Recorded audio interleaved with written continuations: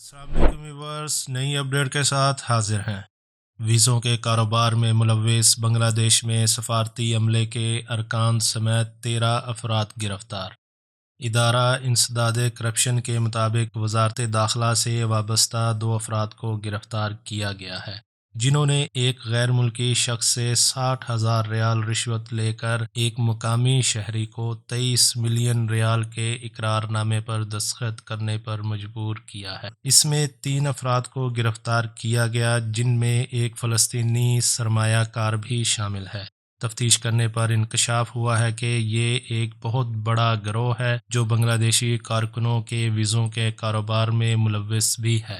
تفتیش کا دائرہ بڑھانے کے بعد مزید 3 بنگلہ دیشی غیر ملکیوں کو گرفتار کیا گیا ہے، جنہوں نے اس بات کا اقرار کیا کہ وہ بنگلہ دیش میں سعودی سفارت خانے کے 2 اعلیٰ عہدیداروں کے تعاون سے ویزوں کا کاروبار کرتے ہیں، اور جب مذکورہ افراد کے گھروں کی تلاشی لی گئی تو وہاں سے مجموعی طور پر 20 ملین ریال سے زیادہ نقد رقم، سونے کے بسکٹ اور قیمتی گاڑیاں برآمد ہوئیں، جو بعد ازاں ضبط کر لی گئی، اور ان کی طرف سے پیش کی گئی معلومات کی روشنی میں مزید 5 بنگلہ دیشی کارکنوں کو گرفتار کیا گیا، جو گرفتار شدگان کے ساتھ ویزے فروخت کرنے میں قانونی سہولت فراہم کرتے تھے۔ مذکورہ افراد سے تفتیش کے دوران ملنے والی معلومات کی روشنی میں بنگلہ دیش میں کام کرنے والے سعودی سفارتی عملے کو بھی تفتیش میں شامل کیا گیا ہے۔ ادارے نے بنگلہ دیش میں قونصلیٹ امور کے سربراہ اور سابق نائب سفیر